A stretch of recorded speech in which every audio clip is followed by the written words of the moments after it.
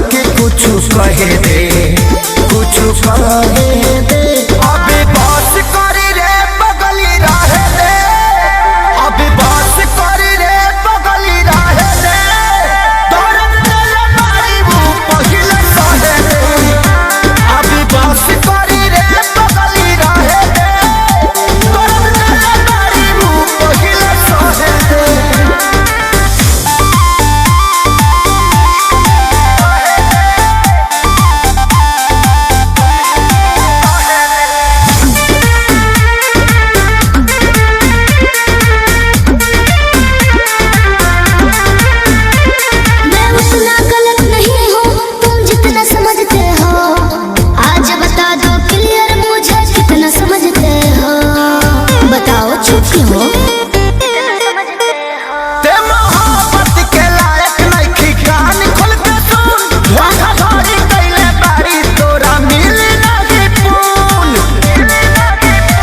अपना लाइफ में तो कहे दे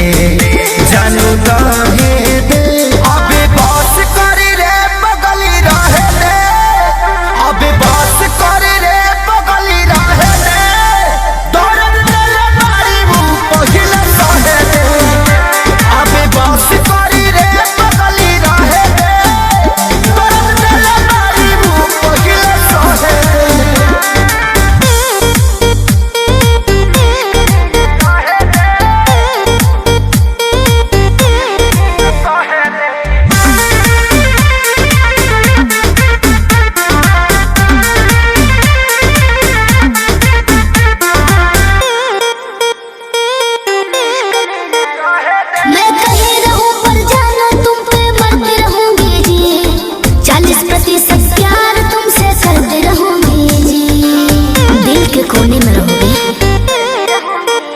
अभी सुधरे के चानस बा सुधरी जो ना रे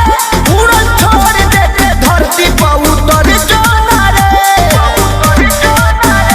अब ही उम्र वाला हावे के तो लहे दे